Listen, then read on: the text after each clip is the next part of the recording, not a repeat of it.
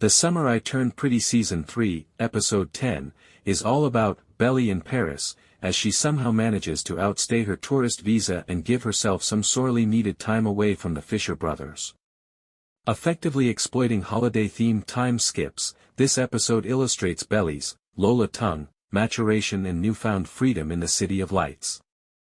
There seems to be more room to experiment with the plot given that the final 3 episodes of the program are all new and build upon the brief epilogue from the books, even if this has poignant and necessary sequences like the first reunion between Conrad, Christopher Briney, and Jeremiah, Gavin Casalegno. Also, Belly and a new, ultimately disastrous love interest are shown in numerous, and quite superfluous, scenes.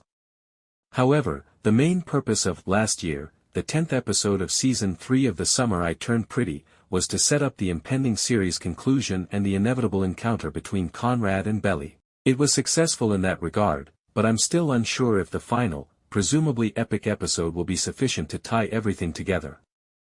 Conrad and Jeremiah's confrontation was one of the best scenes of the season.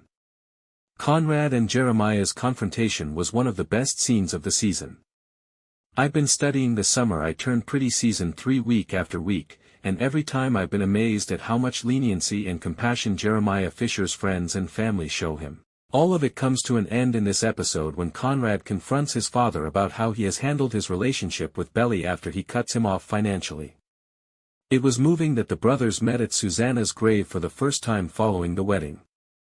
She may have been the family's unifying factor, but she also indirectly caused their disintegration by acting as a matchmaker between Belly and her sons and forcing them to make unfulfillable vows before she passed away.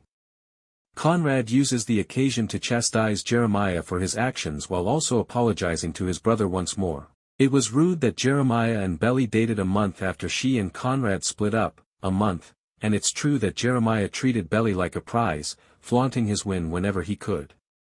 It was a much-needed and well-written scene.